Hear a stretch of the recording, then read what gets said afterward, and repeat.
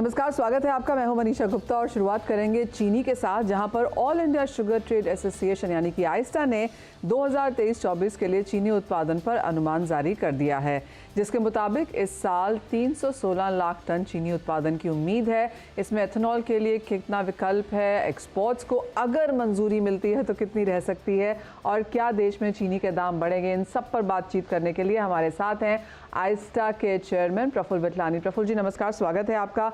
Numbers हम देख चुके हैं यहाँ पर, जो प्रोडक्शन है पहले तो उसे ही एक्सप्लेन करें, और जो थोड़ा सा मुझे चौंका देने वाला नंबर था वो था 1 मिलियन टन का एक्सपोर्ट पॉसिबिलिटी, वो कैसे देखते हैं आप?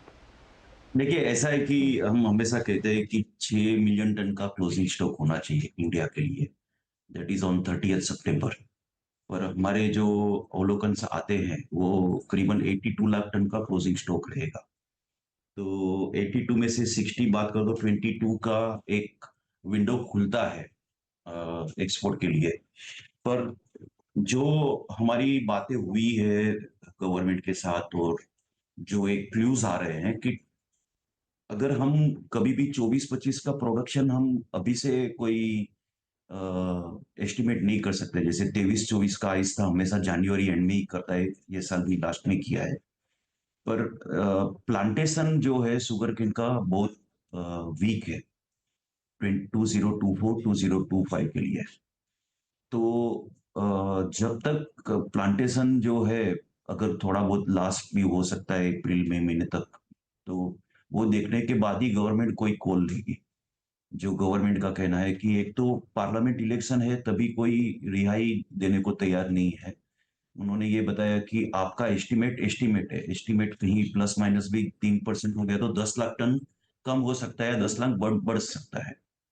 तो ये सब चीजें वो एक बार 15 मई या 30 मई के बाद गवर्नमेंट कहीं पे मिलेगी। पर उसमें ऐसा है कि इथेनॉल की विंडो बंद हो जाएगी, क्योंकि क्रशिंग अगर बंद गई होगी है तो इथेनॉल तो बन नहीं सकता है। जहां तक अगर ये कंफर्टेबिलिटी आई 2024 2025 के लिए, तो डेफिनेटली मुझे लगता है 1.5 या 2 मिलियन टन के एक्सपोर्ट की एक विंडो खुल सकेगी, सब्जेक्ट टू 2024-25 के लिए उनका जो एग्रीकल्चर डाटा आते हैं मई महीने में, और प्लांटेशन कितना है उसके पर से ही अवलंबन रहेगा। आप एथेनॉल डाइवर्जन कैसे देखते हैं? As of now of course सरकार ने 1.7 मिलियन टन दिया है, जिसका रिव्यू हम एक्सपेक्ट करते हैं कि फरवरी में बहुत जल्द देखने को मिलेगा। हाँ, नहीं, ये ऐसा है कि हमने 31.6 शुगर का प्रोडक्शन एस्टिमेट किया है, और 2 मिलियन टन का हमने 1.7 की जगह 0.3 की भी हमने एक उम्मीद इसलिए रखी है कि कुछ कर्नाटक या कोई कहीं जगह पे एक इंडस्ट्री को कोई लिटिगेशन हाई कोर्ट से कुछ स्टे ऑर्डर्स मिले हैं, जिसके ऊपर गवर्नमेंट ने केवियट अभी डाली है, और वो शायद सुप्रीम कोर्ट में भी हियरिंग हो सकती है। पर इसमें जो इथेनॉल बन गया होगा तो आखिर तो एक एसेट्स ऑफ द कंट्री है। अगर आप ओएमसी में अगर उसका टेंडर नहीं भी निकालते हैं, तो भी जो बन चुका है उसके लिए तो कोई रास्ता कोर्ट देगी। तो मुझे ये लगता है कि 1.7 की जगह पे 2 मिलियन टन का शायद ये विंडो रहेगा इथेनॉल के लिए। इथेनॉल के लिए कोई उम्मीद नहीं है, क्योंकि गवर्नमेंट जब तक एग्जैक्टली नंबर प्रोडक्शन क्या है और 2024-25 का प्लांटेशन क्या है उसके ऊपर कर पाएगी। एक बात बताना चाहूंगा आपको कि जो प्रोडक्शन नंबर ऐसे 31.6 पे पहुंचेंगे, ये भी तो कभी ख्याल नहीं था। 29.5 का एक सबका व्यूज आते थे पूरे वर्ल्ड से, और इंडिया के रिसर्च एनालिस्ट वर्ल्ड के सब लोग। उसके बाद तो और भी कम हो गया था, कहीं 28 पे जाने को लगा था। पर जो 2 मिलियन टन तो बड़ा है, क्योंकि गवर्नमेंट ने इथेनॉल की जो बंद कर दिया कि अब आप इथेनॉल नहीं बना सकते हो ए या बी या जूस से या इससे, तो उसकी वजह से 2 मिलियन टन की वो बढ़त हो गई है। और हमें जो कर्नाटक ने एक सरप्राइज दी है कि कर्नाटक में तो सिर्फ 60 दिन की सीजन होनी थी, पर अनरजिस्टर्ड फार्मर्स की केन को आना, फिर नवंबर में कोई बारिश गिरना, दिसंबर में कुछ बारिश गिरना, लेट रेनिंग जो हुई है, उन्होंने यील्ड रिकवरी में अच्छी एक मदद की है। तो उस हिसाब से ये प्रोडक्शन नंबर जो है 31.6 का, वो हमें खुद को भी नहीं लगता था कि इतना आ सकेगा। हम 30 पे थे, पर जब हमने पूरी समीक्षा की परसों के दिन, और काफी एग्री इकोनॉमिस्ट और सब लोग हम साथ में थे। तो हम हमें लगता है कि हमारी एरर 3% से ज्यादा नहीं होगी, प्लस माइनस कहीं पे भी। और नंबर जो काफ़ी स्ट्रांग है वो है 29 मिलियन टन्स कंजम्पशन जो आपने लिखी है। अ, एक कांस्टेंट ग्रोथ हमने सालाना इसमें भी आते हुए देखी है, तो क्लियरली चीनी की कंजम्पशन भारत में बढ़ती हुई नजर आई है। हाँ जी। ये 29 की आप अभी पकड़ लीजिए, अगले साल 29.5 की भी होगी। ओके। देखिए, ऐसा है कि ब्राजील से चीनी एशियन कंट्रीज को लेके आना तो वो 2-2.5 महीने का टाइम लगता है वेसल्स में। और अगर इंडिया से जाती है तो तुरंत जा सकती है। तो अगर ये समझो 1 मिलियन टन, 1.5 मिलियन टन या 2 मिलियन टन भी अगर एक्सपोर्ट की विंडो जून महीने में अगर खुलती है, सब्जेक्ट टू 24-25 का प्लांटेशन, हम्म।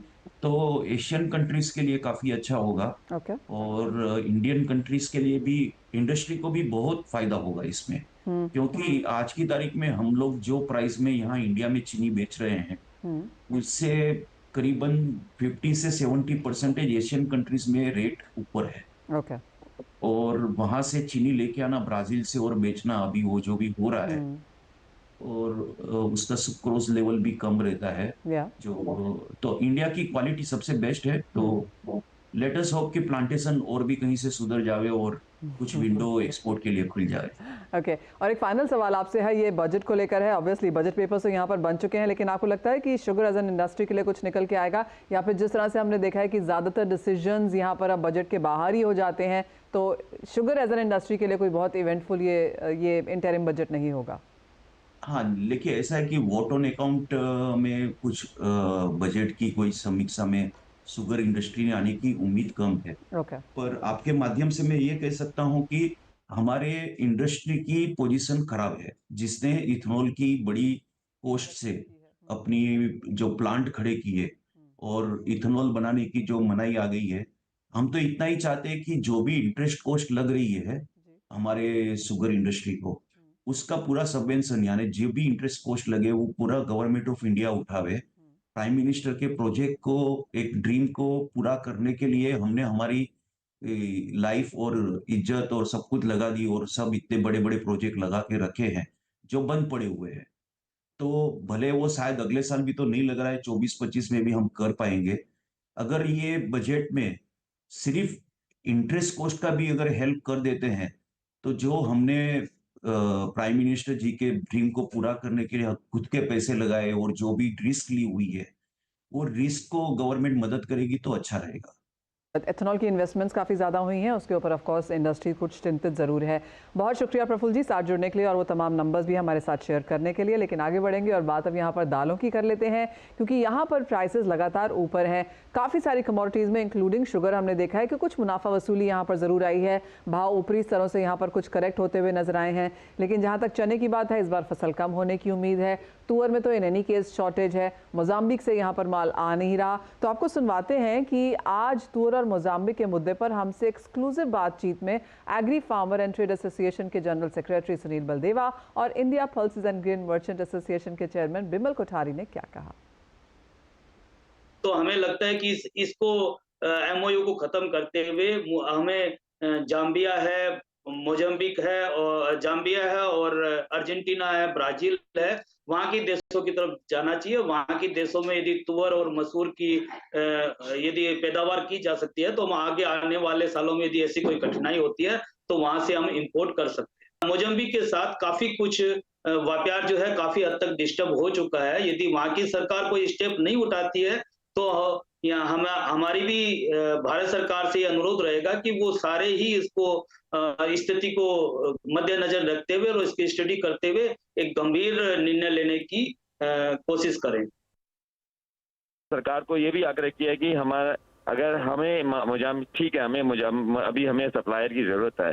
हम दूसरे देशों को भी देख रहे हैं कि ब्राजील से हम इसको कर सकते हैं, अर्जेंटीना कर सकते हैं, काफी कंट्री, दूसरे कंट्री जो है वो वहाँ पे तुअर को उत्पादन करने के काफी इंटरेस्ट दिखा रहे हैं। तो हमने सरकार को आग्रह किया है कि मोजाम्बिक के साथ में अगर ये स्थिति बनी रहती है तो मोजाम्बिक के साथ में एमओयू जो है सरकार को कैंसिल कर दे। सिर्फ यही नहीं, मोजाम्बिक से आयात भी बंद कर दे। दुनिया में तुअर खाने वाला देश जो है सिर्फ भारत है। जो 98% जो प्रोडक्शन होता है वर्ल्ड में कहीं भी, उसका सारा का सारा जो जो उत्पादन है वो हिंदुस्तान में आता है। तो दामों पे हमेशा प्रेशर बनेगा। दामों में मैं नहीं समझता हूँ कि अभी अब कोई इसमें दाम कम होंगे। दाम इनफैक्ट 5 से 10 रुपया दाम और बढ़ सकते हैं। ऑल राइट, तो 98% तुअर जो वर्ल्ड ओवर में प्रोड्यूस होती है वो भारत यहाँ पर उसको कंज्यूम करता है। मुझे लगता है प्याज के भी यही हाल होंगे, लेकिन हम सांतिया से जानेंगे। लेकिन आपको बता दें कि दिसंबर में प्याज पर लगे एक्सपोर्ट बैन से और 31 मार्च 2024 तक इसकी मियाद बढ़ाने से किसान नाखुश हैं। आज ही नासिक के लसलगांव में किसानों ने कुछ समय के लिए प्याज की नीलामी भी रुकवा दी थी। क्या है पूरी खबर, इस पर जानने के लिए मेरे साथ मेरी सहयोगी सांतिया गोरा हैं। सांतिया नमस्कार, आप प्याज को काफ़ी क्लोजली यहाँ पर देख रही हैं और आई एम श्योर अगर हम नंबर्स देखें तो बहुत ज़्यादा प्याज तो इंडिया ही खाता होगा। बिल्कुल, देखिए अगर हम हिंदुस्तान की बात करें तो विश्व भर में हम दूसरे नंबर पे आते हैं प्याज उगाने में। और सिर्फ खाने की बात नहीं है, हमारा एक्सपोर्ट भी उतना ही बुलंद रहता है। जैसे कि अगर हम आंकड़ों की ही बात कर लें तो 2020-21 में हमने $378 मिलियन का एक्सपोर्ट किया था। 21-22 में यह आंकड़ा बढ़कर $460 मिलियन हो गया। 2022-23 में ये बढ़कर $561 मिलियन हो गया। तो ऐसे में जाहिर सी बात है कि हम समझ सकते हैं कि कितना बड़ा रोल हमारा निर्यात इसमें निभाता है। अब देखिए प्याज के पहले किसानों की बात कर लेते हैं। आखिरी बार 2021 अक्टूबर में यह हुआ था कि प्याज के किसानों को कुछ मुनाफा हाथ लगा था। जो प्रोडक्शन कॉस्ट जिसे हम कहते हैं, जो 15 रुपए केजी के पीछे का एवरेज बनता है, उसमें अगर हम अक्टूबर की बात करें तो जो दाम मिलते हैं वो वैसे 18 से 19 रुपए प्रति किलो होते हैं, लेकिन 2021 में वो 24 तक पहुंचा। उसका नतीजा ये हुआ क्योंकि देखिए हिंदुस्तान के जो किसान खेती करते हैं वो पिछली साइकिल को ध्यान में रख के करते हैं कि अगर पिछली बार अच्छे दाम मिल गए तो उस फसल की एकदम से खेती बढ़ जाती है, एकरेज बढ़ गया। और इसके चलते 2022 में बम्पर प्रोडक्शन के चलते दाम बहुत बुरी तरह से गिर गए। यहां तक कि जो छोटे जिसे गोल्टी कैटेगरी कहा जाता है वो 1 से 2 रुपए में बिक रहे थे। 2022 बुरा निकला। अब उसके बाद 2023 की बात कर लेते हैं तो मौसम ने बहुत ज्यादा यहाँ पे आंख मिचौली खेल ली किसानों के साथ। फरवरी शुरू हुआ बहुत ही गर्म तापमान के साथ, तो ऐसे में जो भी किसानों के पास स्टॉक बचा था नई फसल के साथ उन्हें एक साथ लाना पड़ा बाजार में। नतीजा दाम गिर गए। अब उसके बाद मार्च अप्रैल में ओले पड़े, बारिश हुई, तो जो उस वक्त की जो फसल बुआई थी वो खराब हो गई। उस वक्त 300 रुपए क्विंटल के पीछे मुआवजा सरकार ने देने का वादा किया, तो अब महाराष्ट्र के किसान अधिकतम तो उसमें से अब भी इंतजार ही कर रहे हैं। उसके बाद एक बेहद सूखा अगस्त आया, तो वो जो तीसरी साइकिल थी वो खराब हो गई। इसके बाद नवंबर दिसंबर फिर से बरसात और ओलों ने किसानों की कमर तोड़ दी। अब इसमें एक्सपोर्ट बैन की हम बात करें, इसमें सिर्फ किसान जो हैं वो नुकसान नहीं उठा रहे हैं, ट्रेडर्स भी नुकसान उठा रहे हैं। अब पहले तो सरकार ने, क्योंकि देखिए अगस्त में कई सारी एजेंसीज की रिपोर्ट आई थी कि किस तरह से दाम प्याज के रिटेल के जो भाव है वो बढ़ जाएंगे। अब क्योंकि सरकार पहले से ही टमाटर के भाव से परेशान थी, तो उन्होंने बिना कोई रिस्क लेते हुए 40% की एक्सपोर्ट ड्यूटी लगा दी। अब किसानों का इसमें यह कहना है कि किसानों को ध्यान में ना रखते हुए ये जो पॉलिसी है ये कंज्यूमर्स को ध्यान में रखी गई है। लेकिन किसानों की नाराजगी इस बात से ज्यादा है कि दाम इतने बढ़े ही नहीं थे कि सरकार को इस तरह से एक इतना स्ट्रिक्ट एक पॉलिसी लानी पड़ गई। जी, उसके बाद ये सिलसिला थमा ही नहीं था कि दिसंबर में सरकार ने कहा कि अब पूरी तरीके से बैन है और मार्च 2024 तक बैन रहेंगे। तब से ये जो प्रदर्शन है मनीषा, ये चलते ही आ रहे हैं और इस पूरे मामले में किसान और ट्रेडर साथ में मिलके ये प्रोटेस्ट कर रहे हैं। किसान इसलिए कर रहे हैं क्योंकि जब एक्सपोर्ट बैन हो जाता है, क्योंकि सरकार की भी नीयत यही थी कि एक्सपोर्ट को बैन करेंगे या फिर अगर उस पर रेस्ट्रिक्शंस बढ़ा देंगे तो देश के अंदर जो है वो खपत ज्यादा होगी, तो दाम काबू में रहेंगे। लेकिन किसानों का कहना है कि इसकी वजह से दाम, क्योंकि ग्राहकों को उतना परेशानी नहीं कर रहे थे, लेकिन किसानों के लिए फिर से गिर करके दाम नीचे आ गए। मैं आज के दाम की अगर बात कर लेती हूं तो आज एवरेज जो चल रहा है वो 700 से 900 रुपए अच्छी क्वालिटी के प्याज पे चल रहा है। और हम अपने दर्शकों को बता दें कि एवरेज 1 किलो प्याज उगाने का खर्चा 15 रुपए होता है। अब कुछ मामलों में ये 18 से 20 तक भी जाता है। तो आप देखिए कि किसान जो है प्याज का अच्छी क्वालिटी के प्याज उगाने के बावजूद भी किलो के पीछे कम से कम 6 से 8 रुपए का घाटा खा रहा है, जो कि किसी भी तरीके से सही नहीं हो सकता। अब ट्रेडर्स की बात करें, वो इसलिए ज्यादा परेशान है क्योंकि ये जो पूरा बैन आया था ये आया दिसंबर के एंड में, और क्योंकि हमारा जो प्याज है वो, जैसा कि मैंने कहा कि हम लोग इतने बड़े एक्सपोर्टर हैं, तो जो बाहर के देशों की बात करें तो कई सारे जो कॉन्ट्रैक्ट्स होते हैं, चाहे वो सुपरमार्केट्स के हों, चाहे वो रेस्टोरेंट्स के हों, फूड चेन्स के हों, वो साल के शुरुआत में रिन्यू होते हैं। तो नासिक के ट्रेडर्स ने हमें बताया कि किस तरह से वो साइकिल से बाहर निकल जा रहे हैं, और एक साल एक बड़ा लंबा वक्त होता है। अब ऐसे में हो ये रहा है कि अब उसके पास, क्योंकि हमारे जो मेन हमसे निर्यात करने वाले जो देश हैं वो नेपाल, बांग्लादेश, मलेशिया, यूएई, श्रीलंका, ये सारे देश हैं। अब इसके बाद अब ये देश तो अपने लिए, क्योंकि उन्हें अपनी प्याज की आपूर्ति करनी है, तो वो अपने लिए ऑल्टरनेट ढूंढेंगे। तो अब वो ऑल्टरनेट कौन सा है? वो है चाइना और पाकिस्तान, जो कि भारत के ट्रेडर्स का कहना है कि उनके बिजनेस के लिए भी अच्छी चीज नहीं है। लेकिन अब सरकार इसको आगे कैसे लेके जाएगी, ये जरूर देखने वाली बात है। लेकिन अभी के लिए नासिक के किसानों ने तय किया है कि आज से शुरू उन्होंने ये सिलसिला किया है कि हर रोज जाकर के किसी भी एक मंडी में 2 घंटे के लिए वो प्रदर्शन करेंगे, जब तक कि सरकार अपनी इस पॉलिसी को खत्म ना कर दे। अब ये भी आप सोचेंगे कि 2 घंटे के लिए क्यों? क्योंकि अगस्त में पूरी तरह से नीलामी को बंद करा दिया था कई दिनों के लिए, क्योंकि फिलहाल मार्केट में जो प्याज है, जिसे हम रेड अनियन, लाल कांदा या लाल प्याज बोलते हैं, वो आपके खरीफ और लेट खरीफ प्याज से थोड़ा अलग होता है। रेड अनियन के साथ मुश्किल ये है कि उसकी शेल्फ लाइफ बहुत कम होती है, उसे लंबे टाइम के लिए, आप लंबे वक्त के लिए स्टोर नहीं कर सकते। तो ऐसे में अगर पूरी तरह से नीलामी को रोक दिया जाएगा तो किसान समझते हैं कि उसका नुकसान भी उन्हें ही होगा। तो किसानों के लिए एक तरफ कुआं एक तरफ खाई वाली स्थिति है। अब देखिए कि ये चीज कैसे आगे बढ़ती है। दूसरी तरफ जो ट्रेडर्स हैं, उनका एसोसिएशन कल दिल्ली में कुछ और मीटिंग्स करने वाला है, और उनकी उम्मीद है कम से कम उन्हें इस बात की वो आशा पाल रहे हैं कि कुछ ऐसा फैसला उनके लिए भी निकले। जी, एज अ कंज्यूमर मैं आपको ये कह सकती हूँ कि मैंने कभी काफी समय से 7 या 15 रुपए किलो के प्याज यहाँ नहीं खरीदे, हमें तो बहुत हाई प्राइस देना पड़ता है। तो क्लियरली वो होलसेल रिटेल का तो डिबेट ही अलग है। लेकिन शांति, एज ऑलवेज बहुत शुक्रिया, और बहुत ही एग्जॉस्टिव डिटेल में हमारे साथ वो प्याज पर चर्चा करने के लिए। इसी के साथ एक ब्रेक ले रुकेंगे, जब लौटेंगे तो हमारे एक्सपर्ट्स होंगे हमारे साथ, हम लेंगे ट्रेडिंग स्ट्रैटेजीज। स्वागत है, क्योंकि वंदना, हम एग्री कमोडिटीज की बात यहाँ पर कर रहे थे। कैसे देखती हैं आप ट्रेड, क्योंकि ज्यादातर आज यहाँ पर बिकवाली के साथ कारोबार है? जी, सेलिंग प्रेशर फिर से आ गया यहाँ पे मनीषा। लास्ट वीक हम लोगों ने कुछ अच्छे ट्रेड्स यहाँ पे आते हुए देखे थे, जैसे कि टर्मरिक वगैरह में, लेकिन अब यहाँ पे क्लियरली निजामाबाद से अराइवल शुरू हो गए हैं, प्राइसेस भी अच्छे मिले थे। तो यहाँ पे सेलिंग प्रेशर कंटिन्यू रहेगा। 15,100 के लेवल पे सेलिंग इनिशिएट करना चाहिए। यहाँ पे 14,700 600 तक प्राइसेस नीचे की तरफ जा सकते हैं। स्टॉप लॉस लगाना होगा यहाँ पे 15,225 का। दूसरी कमोडिटी यहाँ पे कॉटन ऑयल सीड केक है। यहाँ पे भी मुझे लग रहा है कि जो फॉल है ये डीप हो सकता है। तो 2495 के करीब फेब्रुअरी कॉन्ट्रैक्ट में सेलिंग करें। 2420 का टारगेट होगा। स्टॉप लॉस यहाँ पे लगाना होगा 2510 का। तो मेरे ख्याल से जो भी काउंटर है, चाहे वो ग्वार हो, मेंथा हो, हर जगह एक सेलिंग प्रेशर देखने को मिल रहा है। कोई छोटा मोटा सा नाजुक सा नहीं, 2, 3, 5, 6% जैसी गिरावट यहाँ पर एग्री कमोडिटीज में।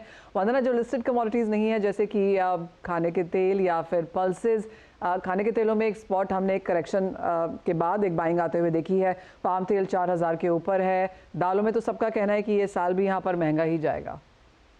जी मनीषा, बिल्कुल। अगर इंटरनेशनल मार्केट का अगर हम चार्ट देखें तो सोया ऑयल हो या रिफाइंड सोया ऑयल हो या सोयाबीन हो, बिल्कुल मल्टी वीक लोज बनाए हैं और वहां पे स्ट्रॉन्ग कंसोलिडेशन है। तो एक अपसाइड आने का एक पैटर्न टेक्निकल भी बन रहा है। रीजन भी है कि अब फेस्टिव सीजन फिर से यहाँ पे आएगा और एक प्राइसेस जो है अपसाइड जर्नी देख सकता है, जिसमें कि 10 to 12% तक का इजाफा आता हुआ हम देख सकते हैं। लेकिन कंसर्न यहाँ पे पल्सेस बना रहेगा, क्योंकि पल्सेस में यहाँ पे मोजाम्बिक से एग्रीमेंट में प्रॉब्लम है, ट्रेड में प्रॉब्लम है। दूसरी चीज है जैसे कि 20,000 पिजन पीस है, वो यहाँ पे स्टक हैं। तो सी रूट्स में भी यहाँ पे प्रॉब्लम है। ये एक एक्स्ट्रा कह रहे हैं कि प्रेशर जो है वो देखने को मिल सकता है पल्सेस में। तो मुझे नहीं लग रहा है यहाँ पे कि चाहे वो मूंग हो, तुअर हो, कोई भी पल्सेस हो, उसमें हम फॉल आता हुआ देखेंगे। रादर मुझे लग रहा है कि बेसन का डिमांड भी यहाँ पे बढ़ता है, तो एक अपसाइड देखने को मिलेगा। 6-7% तक का जो उछाल है ये हम हो सकता है आने वाले हफ्ते में ही यहाँ पे देख लें। अगर यहाँ पे कोटा से कुछ रिलीज होता है, यहाँ पे जैसे मूंग वगैरह रिलीज हुई थी लास्ट मंथ, अगर उस तरीके से बफर स्टॉक से रिलीज किया जाता है सरकार की तरफ से, तब जाके हम थोड़ा सा यहाँ पे एक अपसाइड में केप्ट होता हुआ देख सकते हैं। लेकिन ओवरऑल मुझे लग रहा है कि ये साल पल्सेस के लिए स्ट्रांग रहेगा। तो यानी कि महंगी दालें तो यहाँ पर बरकरार हैं। प्रथमेश, ये सवाल आपसे है, और पिछले कुछ हफ्तों में हमने कमोडिटीज़ कम और इक्विटीज़ की तरफ लोगों का रुझान ज़्यादा आता हुआ देखा है। वॉल्यूम्स भी अच्छी खासी हैं, रिटर्न्स भी अच्छे खासे हैं। कैसे देखते हैं आप कमोडिटी मार्केट्स की वॉल्यूम्स फिर? Evening Manisha, clearly 2023 commodity markets के लिए वॉल्यूम्स में अच्छा रहा है। 2024 में भी वो वॉल्यूम स्पेसिफिकली ऑप्शंस के कारण और क्रूड और नेचुरल गैस में काफी अच्छी बढ़ोतरी हुई है। मेरे ख्याल से इस दोनों कमोडिटी में वोलेटिलिटी होने के कारण कमोडिटी मार्केट्स में काफी अच्छा उछाल है। बट अपॉर्चुनिटीज के तौर पर, बिकॉज ये इवेंटफुल वीक है, जहाँ पे सबसे बड़ा इवेंट 30 और 31 यानी कल और परसों फेड का इवेंट है, उसके बाद 1 तारीख को बजट है। इस इवेंट पैक वीक में मेरे ख्याल से आपको यहाँ पे कंसोलिडेशन दिखने मिल सकता है सारे कमोडिटीज पैक में। और ट्रेड पर्सपेक्टिव से गोल्ड सिल्वर में कुछ खास अपॉर्चुनिटी दिखाई नहीं दे रही है। ऑलमोस्ट लास्ट हफ्ता पूरा कंसोलिडेटेड था दोनों ही काउंटर में, तो गोल्ड सिल्वर में कोई ट्रेड ना करे, बट अपॉर्चुनिटीज मेरे ख्याल से आपको क्रूड में देखने को मिल सकती है। रेड सी में जो डिस्टर्बेंसेस है वो क्लियरली रिस्क प्रीमियम क्रिएट कर रही है, और ऊपर में आपको क्रूड में करीब 6,700 तक के भाव आपको देखने मिल सकते हैं। तो ट्रेड पर्सपेक्टिव में फरवरी वायदा 6445 पे को बाय करने की सलाह रहेगी, 630 का स्टॉप रहेगा, ऊपर में टारगेट 6650 के लिए रहेंगे। सिमिलरली नेचुरल गैस में काफी अच्छी वॉलेटिलिटी है और काफी मल्टी ईयर लोज पे है इस पर्टिकुलर कमोडिटी, तो मेरे ख्याल से ये वीकनेस अभी भी जारी रह सकती है। 170 तक के लिए डाउनसाइड दिखता है इस पर्टिकुलर कमोडिटी में। 184 पे आपको सेल करना चाहिए, 191 का स्टॉप लगाना चाहिए, टारगेट 170 के लिए। प्रथमेश, मेटल्स कैसे देखेंगे आप, क्योंकि आज शुरुआती कारोबार से ही सुबह से ही एल्यूमिनियम में कुछ सपोर्ट था, लेकिन बाकी मेटल्स में कोई बहुत ज़्यादा हमने तेज़ी आते हुए नहीं देखी। स्टील अच्छे खासा कारोबार कर रहा था, 4 हफ्ते के हाइस पे था अंतर्राष्ट्रीय बाजारों में जो फ्यूचर्स हैं, यहाँ पर कोई trade? I think clearly base metals as a pack clearly China dependent है, और चाइना की तरफ से अगर बूस्ट मिलता है तो सारे बेस मेटल्स में आपको वो रौनक दिखाई देती है। बट मेरे ख्याल से चाइना की तरफ से और बूस्ट जो है मॉनेटरी वाइज आने की उम्मीद रख सकते हैं अभी रेस्ट ऑफ द ईयर में। बट हाल फिलहाल में आपको सारी बेस मेटल्स पैक में ऐसे कोई तेजी का रुझान दिखाई नहीं दे रहा है। मेरे ख्याल से यहाँ पे कॉपर जो है वो और नीचे गिरने की उम्मीद रख सकते हैं 720 तक के लिए। 730 के लेवल पे इसको बेचना होगा, 733 तक स्टॉप लगाकर, और नीचे में टारगेट 723 के लिए रहेगा। यहाँ से अब आप डॉलर इंडेक्स को कैसे देखते हैं, क्योंकि यहाँ पर भी हमने एक स्थिरता आते हुए देखी है। Of course fourth quarter GDP के नंबर्स तो हमने डाइजेस्ट किए ही हैं, लेकिन अब एफओएमसी की मीटिंग है 30 और 31 जनवरी को, उससे पहले यहाँ कैसे मूव्स देखेंगे आप? डॉलर इंडेक्स क्लियरली मेक और ब्रेक सिचुएशन, साइकोलॉजिकल सपोर्ट जो है 100 के लिए रहेगा यहाँ पे। तो डॉलर इंडेक्स में स्पेसिफिकली अगर ये फेड की इवेंट के बाद कुछ अनएक्सपेक्टेड रहा जो काफी कम लग रही है, तो डॉलर इंडेक्स का ब्रेकडाउन जो है 100 के नीचे चालू हो जाएगा, जो कमोडिटीज पॉजिटिव है। बट फिलहाल के लिए आपको 102 नीचे में और 104.5 ऊपर में ये लेवल में आपको डॉलर इंडेक्स मूव होते हुए दिख सकता है। जाते जाते आप दोनों से आपकी एक टॉप विश भी जानना चाहेंगे जो आपको लगता है कि शायद हम बजट में देख पाएं। प्रथमेश, आपसे पहले। आई थिंक गोल्ड के प्राइसेस काफी हद तक आउट ऑफ रीच है फॉर रिटेल कस्टमर्स, तो in that sense import duties को लेकर अगर कोई न्यूज आए या फिर कुछ अनएक्सपेक्टेड होए, तो फिर यहाँ पे गोल्ड में जो निवेश करना चाहते हैं उनके लिए राहत मिले। तो स्पेसिफिकली इंपोर्ट ड्यूटीज को लेकर कोई रिडक्शन हो तो वो काफी अच्छी बात होगी सोने के डिवोशन। एब्सोल्युटली, पूरी ज्वेलरी ट्रेड इसी बात को हर बजट में यहाँ पर देखती है। वंदना, आप क्या एक्सपेक्ट कर रही हैं, क्या आ सकता है? एक्सपेक्टेशन हर साल मनीषा हम लोग सीटीटी का रखते हैं, क्योंकि वो वॉल्यूम क्रिएट कर सकता है कमोडिटी मार्केट में। लेकिन एक अलग वो रहेगा यहाँ पे कि जीएसटी को थोड़ा सा कॉम्प्लिकेटेड है, ये स्ट्रक्चर सही किया जाए तो मेरे ख्याल से उससे भी काफी ज्यादा फर्क पड़ सकता है कमोडिटी मार्केट में। Absolutely, integrated GST, CTT, import duty सोने में घटाई जाए तो ये 3 चीज़ें निकल के आ रही हैं हमारे एक्सपर्ट्स की तरफ से। बहुत शुक्रिया प्रथमेश, वंदना, आप दोनों का साथ यहाँ पर जुड़ने के लिए। आई कुड हैव एक्चुअली बेट कि उन तीनों चीज़ों में से कुछ ना कुछ तो आएगा ही जो हमारे दोनों एक्सपर्ट्स आज यहाँ पर बोलेंगे। I could have won that bet लेकिन बहुत शुक्रिया आज हमारे साथ यहाँ पर जुड़ने के लिए। एक ब्रेक के लिए रुकेंगे, जब लौटेंगे तो लेकर आएंगे आवाज़ समाचार।